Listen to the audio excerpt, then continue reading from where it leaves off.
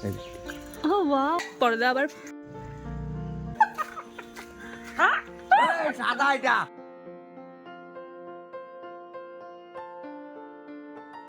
Hey guys, welcome to my channel.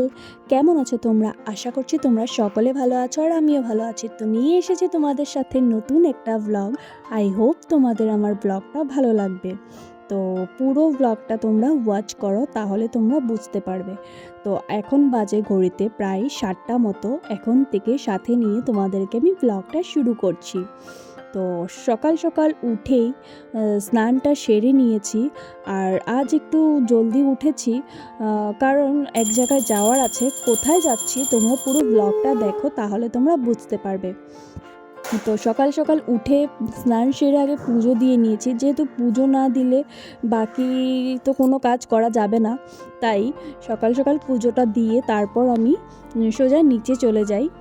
তো আজ তোমাদের সাথে পুরো ব্লগটাই শেয়ার করব। পুরো সকাল মর্নিং রুটিনটা আমি কি করি।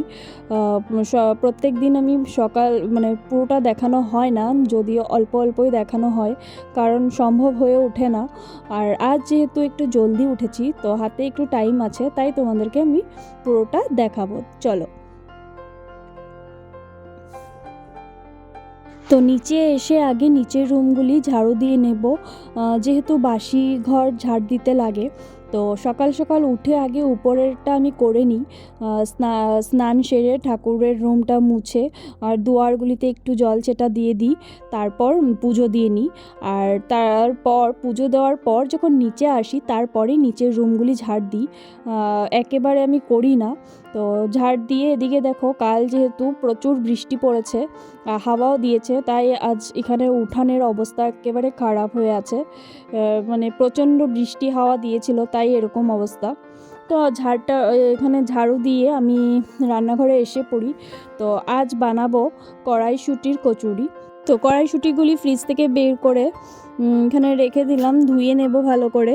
ধুয়ে তারপর মিক্সারে দিয়ে এটাকে পেস্ট করে ভালো করে তারপর কড়াইতে একটু তেলে তারপর বানাবো। তো তোমাদের সাথে শেয়ার করতামই। তো আমি এখানে ধুয়ে মিক্সারে দেওয়ার জন্য এগুলি ভরেছিলাম প্লাস্টিকটাতে। তো তারপর দেখি কারেন্ট চলে যায়, তখন চট জলদি কী করব, তাই পুরি ভেজে নিয়েছি। তো গরম গরম পুরি আর চা দিয়ে আজকে সকালের ব্রেকফাস্টটা সেরে নিয়েছি।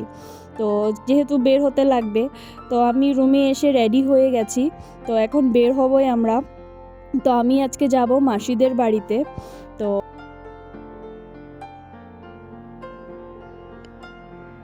তো এই জিনিসগুলি নিয়ে যেতে হবে মাসিদের বাড়িতে।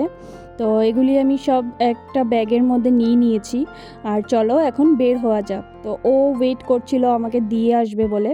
তো বের হচ্ছিলাম আমি, তখনই কীর্তন করতে এসেছিল। তারপর ওদেরকে চাঁদা দিয়ে আমরা বের হয়ে গেছি।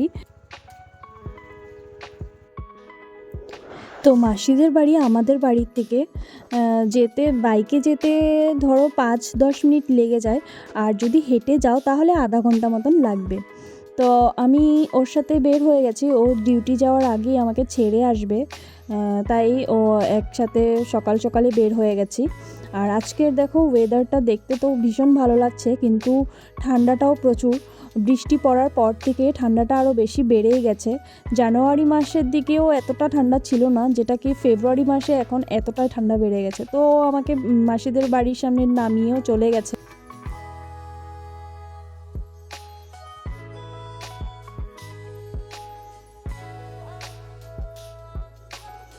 এরপর দেখো ভাই এখানে উঠেছে, ও ব্রেকফাস্ট করছে। ও এত লেট করেই উঠে, আর ও একদম ক্যামেরার সামনে আসতে চায় না।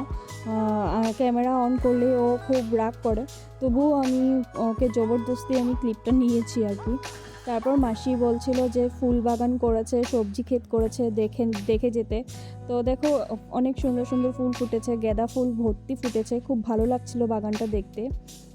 আর মাসির বাগান করার খুব শখ, মাসি মেশো দুজনেরই খুব শখ। তো এখানে অনেক রকমেরই ফুল লাগিয়েছে, কিছুটা ফুটেছে কিছুটা ফুটেনি। তো দেখো,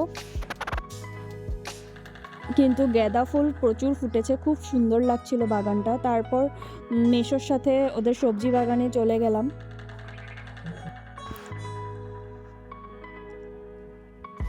তো দেখো এই পুরো জায়গাটা মাসিদেরে, আর জায়গাটা দেখতে পুরো লাগছে যে একদম পুরো গ্রামের বাড়ির মতন, খুব সুন্দর। পুরো চারিদিকে সবুজ গাছপালাতে ভর্তি, ভালো লাগছিল। আর এখানে দেখো এই যে লাউ গাছ, এখানে লাউ হয়েছে, মেশো কাটবে, লাউ একটা কেটেও দিবে। আর এটা এখানে ধনিয়া পাতা লাগিয়েছে, খুব সুন্দর করে উঠেছে দেখো। তো এখানে আরও আছে গাছ দেখো। তোমরা কারা কারা গাছগুলি দেখে বুঝতে পেরেছো এখানে কি কি গাছ আছে, তো আমাকে কমেন্টে জানিও।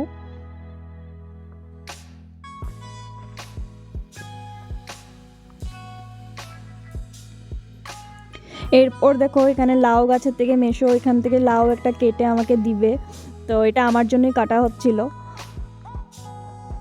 আর এটা দেখো আমি মেশোকে বলছিলাম যে এটা নজর না লাগার জন্য লাগিয়েছে নাকি, তো লাউটা নিয়ে একটু নাটক করছিলাম আমি। তারপর এখানে আরও এক জায়গা লাগিয়েছে দেখো, আর এইখানের লাউটা আরও বেশি বড় হয়েছে।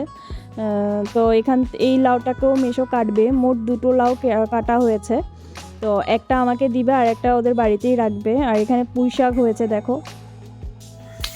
এরপর দেখো ওদের বাড়িতে এখন একটা টমি এনেছে, এই টমিটা আমি ক্যামেরা করছি বলে এরকম করে ঝাঁপাচ্ছিল, আর আমার খুব ভয় করছিল, আর আমি অনেক ভয় পাই এসব।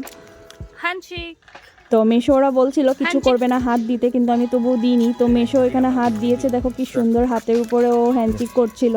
তারপর এখানে ভাই এসে ভাইও হাত দিয়েছে, ও হাতটাকে কি সুন্দরভাবে, কি ভালো লাগছে দেখতে।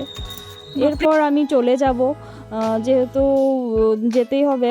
তো এখন তো আসার সময় ও আমাকে দিয়ে গেছে, এখন যাওয়ার সময় ভাইয়ের সাথেই যাব, ভাই বলেছে আমি দিয়ে আসব। তো চলো আজকের মতো ভিডিও এই পর্যন্তই, আবার দেখা হবে নেক্সট কোনো ভিডিওতে।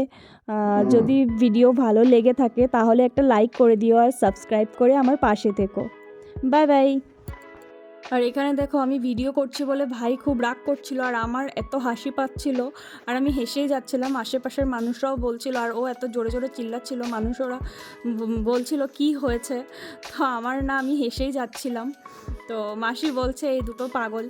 তো আমরা এরকমই করতে থাকি যখনই একসাথে হই। আরও একজন আছে আমাদের সাথে, এখন নেই। তো চলো টাটা, মেশো টাটা দিচ্ছে, টাটা।